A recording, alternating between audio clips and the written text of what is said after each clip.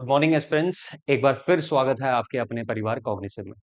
आज हम वर्ल्ड की एक ऐसी इंटरनेशनल ऑर्गेनाइजेशन के बारे में पढ़ेंगे जो इंपॉर्टेंट ऑर्गेनाइजेशन के साथ साथ दुनिया की जितनी भी बड़ी इकोनॉमीज हैं उनका एक मंच है। आज हम बात करेंगे G20 की। दोस्तों, G20 पे जाने से पहले मैं आपको बता दूं, ये सिर्फ 20 या 21 देशों का ग्रुप नहीं है। ये एक ऐसा स्टेज है जहां पर दुनिया की टॉप लेवल की इकोनॉमीज बैठती हैं। वो बैठकर ट्रेड की बात करती हैं, आपसी तालमेल की बात करती हैं, वो सस्टेनेबल डेवलपमेंट की बात करती हैं, वो क्लाइमेट चेंज की बात करती हैं। जी हाँ दोस्तों, G20 एक इंपॉर्टेंट ऑर्गेनाइजेशन है और आपके एग्जाम के लिए इंपॉर्टेंट हो सकता है। हम G20 को आपको बेसिक से एडवांस लेवल तक जितना भी इंफॉर्मेशन आपके नोट्स के लिए, आपके एग्जाम के लिए इंपॉर्टेंट हो सकता है, आज हम शेयर करेंगे। तो स्टार्ट करते हैं। आपको नोट्स बनाने हैं, नोटबुक अपने पास रखनी है, ध्यान से समझना है, बाकी पीडीएफ आपको मिल जाएगी। अगर आपको हमारा ये सेशन पसंद आता है तो आप हमारे चैनल को लाइक करें, सब्सक्राइब करें और कंटेंट को शेयर करें। तो स्टार्ट करते हैं। तो यहां पर है व्हाट इज G20। जैसे कि मैंने आपको बताया, एक ग्रुप है। G20 is an international forum of the world major economies. जितनी भी वर्ल्ड की मेजर इकोनॉमीज है उनका ये एक अच्छा क्या है, फोरम है। तो यहां पर आप देख रहे हो international forum of the major economies. It promotes global economic cooperation. इसका मकसद क्या है? इकोनॉमिक तालमेल बढ़ाना आपस में, फाइनेंशियल स्टेबिलिटी को लाना, सस्टेनेबल डेवलपमेंट की बात करना, जो एसटीजी गोल्स हैं हमारे पास उसकी बात करना, और इंटरनेशनल ट्रेड की बात करना। यहां पर आप क्लाइमेट को भी ऐड कर सकते हैं। तो दोस्तों, G20 सिर्फ और सिर्फ एक ग्रुप नहीं है, ये दुनिया की बेस्ट इकोनॉमीज का ऐसा स्टेज है जहां पर ये सारे देश मिलकर ट्रेड की बात करते हैं, क्लाइमेट की बात करते हैं, सस्टेनेबल डेवलपमेंट की बात करते हैं, इंटरनेशनल कोऑपरेशन की बात करते हैं।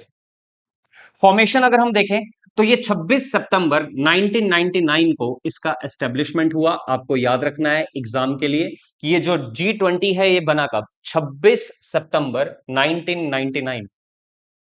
उससे पहले का बैकग्राउंड देख लें कि 1998 में एशियन फाइनेंशियल क्राइसिस हुआ था, उसको मद्देनजर रखते हुए G20 की फॉर्मेशन हुई। शुरुआत में ये जो देश हैं, तो इनके जो फाइनेंस मिनिस्टर्स हुआ करते थे और सेंट्रल बैंक के इन देशों के जो सेंट्रल बैंक के गवर्नर्स थे, उनकी ये मीटिंग होती थी। इनिशियली शुरुआत में a meeting of finance ministers and central bank governors, finance minister और सेंट्रल बैंक गवर्नर्स के बीच में मीटिंग होती थी इन देशों की। 2008 से, since 2008, G20 has held leader summits, head of state government. 2008 से अब जितने भी देश हैं उनके जो लीडर्स हैं वो साथ में बैठते हैं और इन मुद्दों पर बातचीत करते हैं। अगर हम G20 के हेडक्वार्टर्स की बात करें तो दोस्तों याद रखना है, G20 का कोई परमानेंट हेडक्वार्टर नहीं है, ना ही कोई परमानेंट सेक्रेटरीट है। और इसकी जो प्रेसिडेंसी है, जो प्रेसिडेंट जो कौन बनता है, हर साल के बाद क्या होता है, चेंज होता है। तो नोट्स में आपको याद रखना है, इसका नो परमानेंट हेडक्वार्टर, कोई भी परमानेंट हेडक्वार्टर नहीं है, परमानेंट सेक्रेटरीट नहीं है, और प्रेसिडेंसी चेंजेस एवरी ईयर। हर एक साल के बाद इस G20 का प्रेसिडेंट चेंज होता है। अगर हम बात करें तो G20 जैसे आप बोलते हो ग्रुप ऑफ 20, बट इसमें अब 21 मेंबर्स ऐड हो चुके हैं। अब 21 मेंबर्स वो कौन कौन से हैं आपके सामने यहां पर मैंने लिखा हुआ है, जैसे Argentina, Australia, Brazil, Canada, China, France, Germany, India. तो दोस्तों आपको याद रखना है, भारत भी G20 का हिस्सा है।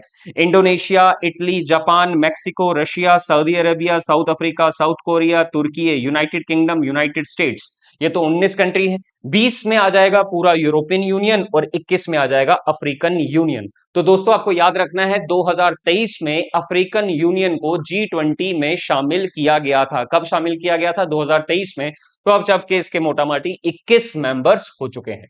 अगर हम बात करें भारत और G20 की, तो भारत ने भी 2023 में G20 को होस्ट किया था और ये जो मीटिंग हुई थी ये न्यू दिल्ली में हुई थी।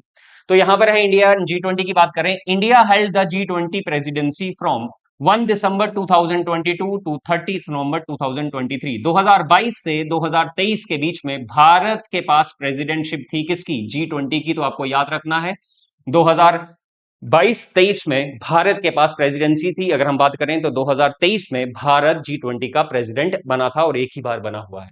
G20 summit in India was held on सितंबर 2023। सितंबर 2023 में भारत में G20 समिट होता है और कहां होता है? न्यू दिल्ली में। तो आपको ये याद रखना है कि भारत ने G20 को होस्ट किया 2023 में, सितंबर 2023 में, और भारत में ये G20 की जो समिट था ये न्यू दिल्ली में, वेन्यू क्या था? न्यू दिल्ली था। अगर हम थीम की बात करें तो इंपॉर्टेंट है, तो जो 2023 में जो भारत में होने वाला G20 का जो थीम था वो था वसुदेव कुटुंबकम, जिसका मतलब है one earth, one family, one future. तो आपको ये याद रखना है।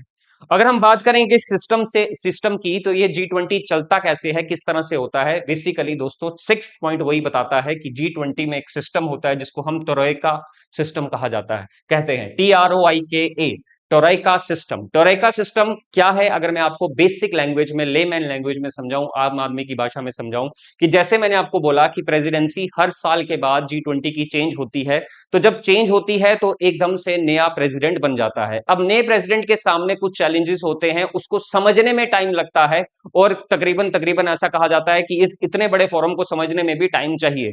तो एक साल की प्रेसिडेंसी में जो नया प्रेसिडेंट है उसको क्या उसको समझ में आएगा?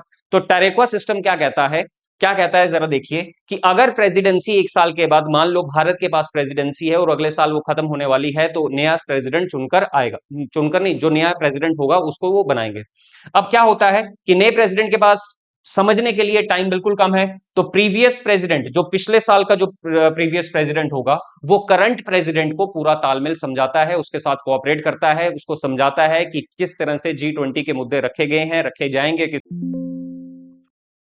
जो आगे आने वाले साल में जो प्रेसिडेंट बनने वाला होता है, नेक्स्ट प्रेसिडेंट, उसको भी शामिल किया जाता है, उसको भी समझाया जाता है, ताकि G20 के बारे में जो चीजें हैं उन नए प्रेसिडेंट को भी समझ में आ जाए। तो टेरेका सिस्टम क्या है? G20 वर्क्स थ्रू टेरेका सिस्टम, मतलब प्रीवियस प्रेसिडेंट होगा, प्रीवियस प्रेसिडेंट का जब टेन्योर खत्म हो रहा होगा, तो जब नया प्रेसिडेंट आएगा वो प्रीवियस प्रेसिडेंट से हेल्प लेगा, और जो जो करंट प्रेसिडेंट जो होगा उस समय, वो आगे आने वाले जो प्रेसिडेंट है, अगले आगे आने वाले प्रेसिडेंट को, उसको भी साथ में लेकर चलेगा, उसको समझाएगा, जिसकी वजह से स्मूथ जो फंक्शनिंग होती है G20 की। तो इसके अगर मेजर ऑब्जेक्टिव्स की बात करें तो G20 के 7 मेजर ऑब्जेक्टिव्स हैं, जैसे ग्लोबल इकोनॉमिक ग्रोथ प्रमोट करना, ग्लोबल इकोनॉमिक ग्रोथ को, फाइनेंशियल स्टेबिलिटी की बात करना, क्लाइमेट चेंज की बात करना, सस्टेनेबल डेवलपमेंट को किस तरह से हम अचीव कर सकते हैं, वो इसका ऑब्जेक्टिव है, इंटरनेशनल ट्रेड को हम कैसे स्ट्रॉन्ग कर सकते हैं, ये इसका ऑब्जेक्टिव है, एनर्जी और फूड सिक्योरिटी पे ये बात करता है, हेल्थ कॉपरेशन पे G20 की बात होती है, करप्शन से किस तरह से हमको जंग लड़नी है, लड़ाई लड़नी है, G20 में बात होती है, एम्प्लॉयमेंट अपॉर्चुनिटीज हम किस किस लेवल पर, वर्ल्ड लेवल पर किस तरह से जनरेट कर सकते हैं, उसकी बात होती है, और डिजिटल इकोनॉमी किस तरह से बनाई जाएगी आगे फ्यूचर में वर्ल्ड में, तो उस पर ये की जाती है। ये इसके 7 ऑब्जेक्टिव्स हैं। I hope you are getting my point. Important groups की अगर हम बात करें G20 की, तो 2 इंपॉर्टेंट ग्रुप्स हैं जिसको हमने ए पार्ट और बी पार्ट में डिवाइड किया है, इस तरह से डिवाइड है। पहला जो ग्रुप है जिसको बोला जाता है शेरपा ट्रैक, और दूसरा है फाइनेंस ट्रैक। शेरपा ट्रैक क्या है दोस्तों, कि मान लो कोई प्रेसिडेंट इस समय बना है G20 का, तो उसका जो पर्सनल असिस्टेंट होता है उसको हम शेरपा मान लेते हैं, और वही एजेंडा तैयार तैयार करता है कि आगे एजेंडा G20 के प्रेसिडेंट का क्या होगा। तो शेरपा में डेवलपमेंट की बात होती है, इस ट्रैक में जो बात होती है वो development, climate, health, education, digital economy और टूरिज्म की बात करते हैं। तो दूसरा जो ट्रैक है जिसको फाइनेंस ट्रैक कहा जाता है, इस G20 के फाइनेंस ट्रैक में बहुत सारे मेंबर्स होते हैं, जैसे जितने भी A21 मेंबर्स हैं, इनके फाइनेंस मिनिस्टर्स, इन देशों के सेंट्रल बैंक के गवर्नर्स, ग्लोबल इकोनॉमी की बात होती है, टैक्सेशन और फाइनेंशियल स्टेबिलिटी की बात की जाती है। नेक्स्ट पॉइंट पर बढ़ते हैं हम, 11th पॉइंट पर, कि G20 और G7 में क्या डिफरेंस है। तो G20 में मेंबर्स जो हैं वो 21 हैं। G20 में जो मेंबर्स हैं 21 हैं, जिसमें 19 कंट्री, एक यूरोपियन यूनियन और अफ्रीकन यूनियन जो हमने 2023 में ऐड किया था। अगर हम G7 की बात करते हैं तो ये सिर्फ 7 कंट्रीज का ग्रुप है G7, और वो भी डेवलप्ड कंट्रीज। अगर मैं बात करता हूं G20 की, तो G20 के जो मेंबर कंट्रीज हैं, जो मेंबर्स हैं, वो डेवलप्ड कंट्रीज भी हैं इस G20 में, और डेवलपिंग कंट्रीज भी हैं, जबकि G7 में सिर्फ और सिर्फ डेवलप्ड कंट्रीज होती हैं। रिप्रेजेंटेशन की बात करें तो मोर इंक्लूसिव है, ज्यादा रिप्रेजेंटेशन है G20 में, और G7 में मात्र 7 डेवलप्ड कंट्रीज हैं, तो उनका लिमिटेड रिप्रेजेंटेशन होगा।